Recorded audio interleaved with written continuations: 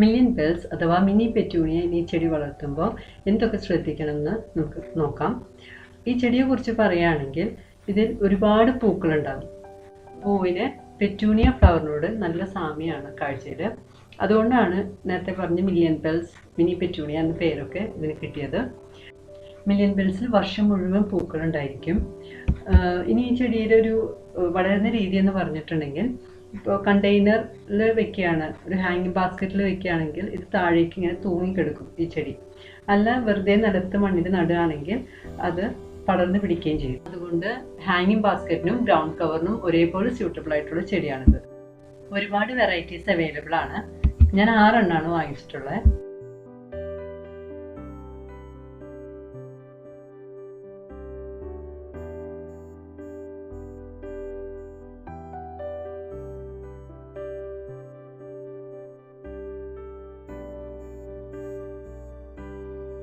ഈ ചെടി മെയിൻറ്റെയിൻ ചെയ്യാൻ വളരെ ഈസിയാണ്. കുറച്ച് കാര്യങ്ങൾ ശ്രദ്ധിച്ചാൽ മതി. മണ്ണിനെ കുറിച്ച് പറയുകയാണെങ്കിൽ വായുസഞ്ചാരം നന്നായിട്ടുള്ള, വെള്ളം പെട്ടെന്ന് വാർന്നു പോകുന്ന തരത്തിലുള്ള മണ്ണ് വേണം. ഗ്രൗണ്ട് കവർ ആയിട്ടാണ് നടുന്നതെങ്കിൽ മണ്ണ് കൂന കൂട്ടിയിട്ട് അതിൽ വേണം നടാൻ, എന്നാലേ അതിൽ വായുസഞ്ചാരം ഉണ്ടാവുള്ളൂ. ഇനി ഈ ചെടി നടേണ്ട രീതി നോക്കാം. ഞാനൊരു റെക്ടാങ്കുലർ ഷേപ്പ് പോട്ടാണ് എടുത്തിരിക്കുന്നത്. അതിൻ്റെ പകുതിയോളം പോട്ടി മിക്സ്ചർ നിറച്ചതിന് ശേഷം ചെടികൾ നട്ടു കൊടുക്കാം. ഞാനിപ്പോൾ മുൻപുണ്ടായിരുന്ന പോട്ടി മിക്സ്ചർ ഒന്നും മാറ്റിയിട്ടില്ല. റോഡ് ബോൾ ഒട്ടും ഡിസ്റ്റർബ് ചെയ്യാണ്ടാണ് വെച്ചിരിക്കുന്നത്. കാരണം ആ മണ്ണ് നല്ല ഇളക്കമുള്ള മണ്ണാണ്. നിങ്ങൾ വാങ്ങുമ്പോൾ പോട്ടി മിക്സ്ചർ ശരിയല്ലാന്നുണ്ടെങ്കിൽ മണ്ണ് മൊത്തം ഇളക്കി കളഞ്ഞതിന് ശേഷം വേണം നടാൻ. കട്ടിയുള്ള പോട്ടി മിക്സ്ചർ ആണെങ്കിൽ അതൊരിക്കലും ചെടിക്ക് നല്ലതല്ല. നഴ്സറിയിൽ നിന്ന് ചെടി വാങ്ങുമ്പോഴുള്ള പോട്ടി മിക്സ്ചർ മാറ്റുന്നുണ്ടെങ്കിൽ അത് വെള്ളത്തിൽ വെച്ച് വേരുകൾക്ക് ഒട്ടും കേടുപറ്റാത്ത രീതിയിൽ വേണം നീക്കം ചെയ്യാൻ. അത് ചെയ്യേണ്ടത് എങ്ങനെയാണെന്ന് ഞാൻ മറ്റൊരു വീഡിയോയിലൂടെ കാണിച്ചു തരാം. ഇതേപോലെ കുറച്ച് വളർന്ന ചെടിയാണെങ്കിൽ വേണമെങ്കിൽ ആ തണ്ടൊക്കെ ഒന്ന് ട്രിം ചെയ്ത് കൊടുക്കുന്നത് നല്ലതാണ്. ചെടികളൊക്കെ വെച്ചതിന് ശേഷം പോട്ടി മിക്സ്ചർ ഉപയോഗിച്ച് നമുക്ക് ആ ചെടിച്ചട്ടി ഫില്ല് ചെയ്ത് കൊടുക്കാം. ഇനി നനയ്ക്കുന്ന രീതി എങ്ങനെയാണെന്ന് പറയാം. നന കൊടുക്കുമ്പോൾ വെള്ളം നന്നായിട്ട് ഒഴിച്ചു കൊടുക്കണം. നടീൽ മിശ്രിതം മുഴുവനായിട്ട് നനയുന്ന രീതിയിൽ തന്നെ വെള്ളം കൊടുക്കണം.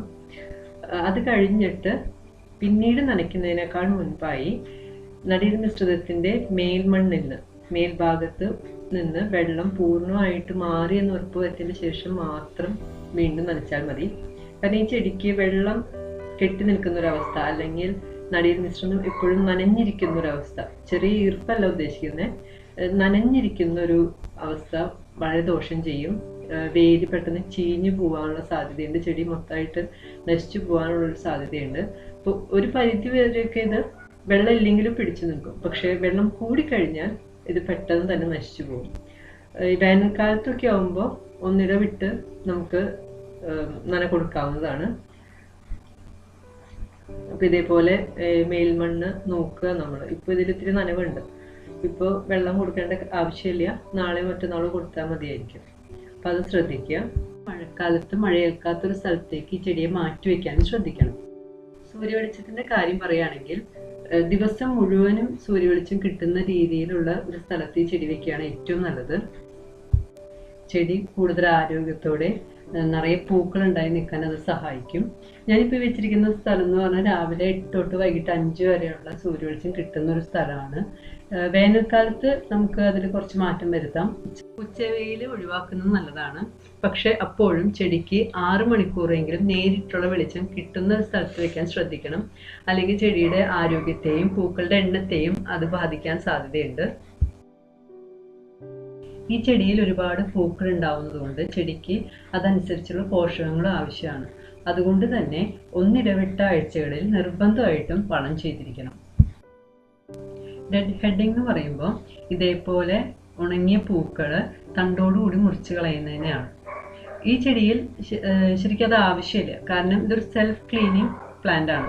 എന്ന് വെച്ചാൽ ചെറിയ കാറ്റൊക്കെ വരുമ്പോൾ നന്നായി ഉണങ്ങിയ പൂക്കൾ താനെ കൊഴിഞ്ഞു വീഴുന്ന ഒരു രീതി. പൂവ് താനെ കൊഴിഞ്ഞ് വീണ് കഴിഞ്ഞിട്ടുള്ളൊരു തണ്ടാണിത്. അപ്പോൾ ചെടിയുടെ ഭംഗിയെ ഇത് യാതൊരു തരത്തിലും ബാധിക്കില്ല. പക്ഷെ പുതിയ ഇലകൾ വരാനായിട്ട് നമുക്ക് ഇതേപോലെയുള്ള തണ്ടുകൾ വേണമെങ്കിൽ മുറിച്ചു കൊടുക്കാം. മിനി പെറ്റൂണിയയിൽ അസുഖങ്ങൾ വരുന്നത് വളരെ കുറവാണ്. സാധാരണയായിട്ട് കാണുന്നത് വെള്ളം കെട്ടി നിന്ന് കഴിഞ്ഞാൽ വേര് ചെയ്യുന്നത് മാത്രമാണ്. അസുഖങ്ങളല്ലാതെ പിന്നെ സംഭവിക്കുന്നത് കീടങ്ങളുടെ ആക്രമണമാണ്.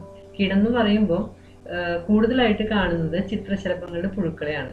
കണ്ടെത്താൻ കുറച്ച് ബുദ്ധിമുട്ടാണ്. പക്ഷെ എങ്കിലും ഇതേപോലെ മാറാല പോലെ ഒരു പശയൊക്കെ കണ്ടു കഴിഞ്ഞിട്ടുണ്ടെങ്കിൽ, അല്ലെങ്കിൽ ഇതേപോലെ കറുത്ത ചെറിയ തരികൾ കണ്ടു കഴിഞ്ഞിട്ടുണ്ടെങ്കിൽ അതിൻ്റെ അടുത്ത് തന്നെ പുഴു ഉണ്ടെന്നുള്ളത് മനസ്സിലാക്കണം. ഇതേ കാണുന്ന വടി പോലെ നിൽക്കുന്നത് പുഴുവാണ്. ഇപ്പോൾ പുഴുവിനെ കണ്ടു കഴിഞ്ഞാൽ ഉടനെ ആ തണ്ട് പറിച്ച് പുഴുവിനെ നശിപ്പിക്കുക, അല്ലെങ്കിൽ ചെടി മുഴുവൻ അത് തിന്നു തീർക്കും. പിന്നെയുള്ളൊരു പ്രശ്നം മീലി ബഗ്ഗാണ്. ഈ ചെടിയുടെ തൈ പിടിപ്പിക്കാൻ സാധാരണയായിട്ട് കമ്പ് മുറിച്ച് നടുകയാണ് ചെയ്യുക. ഇതേപോലെ പൂക്കളില്ലാത്ത ഒരു കമ്പ് 5-6 ഇഞ്ച് നീളത്തിൽ മുറിച്ച് വേറെ നട്ട് തൈ പിടിപ്പിക്കാം.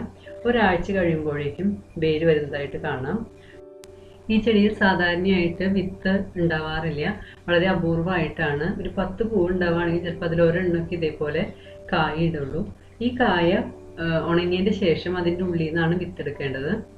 ഉണങ്ങിയ ഒരു കായയാണത്. ഇതിൻ്റെ ഉള്ളിലാണ് പാകമായിട്ടുള്ള വിത്ത് ഉണ്ടാവുക. അപ്പം നമുക്കത് പറിച്ച് നോക്കാം വിത്ത് എങ്ങനെയാണെന്ന്.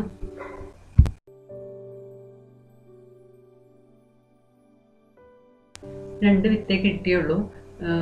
കായ പിളർന്നിട്ടുണ്ടായിരുന്നുകൊണ്ട് ചിലപ്പം കാറ്റത്ത് പറന്നു പോയതായിരിക്കാം ബാക്കി. അപ്പം ചെറിയ കടുകുമണി പോലെയുള്ള 2 വിത്താണ്. മുളയ്ക്കുമെന്നറിയില്ല. മുളയ്ക്കുകയാണെങ്കിൽ ഞാനത് നിങ്ങളെ അറിയിക്കാം. ഈ പറഞ്ഞ കാര്യങ്ങളൊക്കെ മില്യൺ ബെൽസ് വളർത്തുമ്പോൾ നിങ്ങൾ ശ്രദ്ധിക്കണം. ഈ ചെടി നിങ്ങളുടെ പൂന്തോട്ടത്തെ കൂടുതൽ മനോഹരമാക്കും. എല്ലാവരും പൂന്തോട്ടത്തിൽ വേണ്ട ഒരു അത്യാവശ്യ ചെടിയാണിത്. അപ്പോൾ എല്ലാവരും ട്രൈ ചെയ്ത് നോക്കുക. Thank you.